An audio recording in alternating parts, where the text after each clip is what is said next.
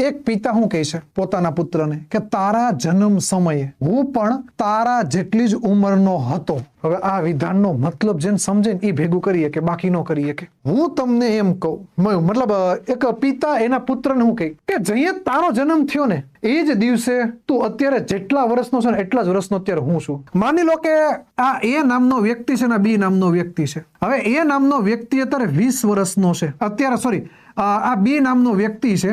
હવે એ અત્યારે 20 વર્ષનો છે. અત્યારે કેટલાનો છે? 20 વર્ષનો. હવે આ એના ફાધર છે. એના ફાધર શું કહે કે તારો જન્મ થયો ત્યારે આ 0 વર્ષનો હતો. જન્મ થાય એટલે 0 વર્ષનો.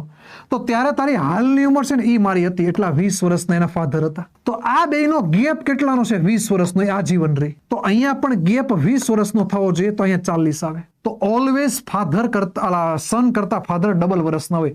જ્યારે પણ આ વિધાન બોલાય ને ત્યારે આ વિધાન ઘણી વખત બોલાય છે. તો આ ક્યારની વાત કરે છે? એક પિતાએ તેના પુત્રને કહ્યું, તો એ હાલની છે. તો અત્યારે જો પુત્ર 1 વર્ષનો હોય ને તો એના ફાધર 2 વર્ષના હોય. પિતા અત્યારે 38 વર્ષના હોય એની હોય. પિતા અત્યારે કેટલાના છે? 38 વર્ષના છે. એટલે ગુણાકાર કેટલાનો? એટલે 19 નો. તો આને પણ 19 નો જ ગુણાકાર કરો તો જવાબ કેટલો આવે? 19. ઘણાનો ઉતાવળ એટલી બધી હોય ને 19 પર ટીકડી ઘૂંટી દે કે સાહેબ ઓપ્શન એ.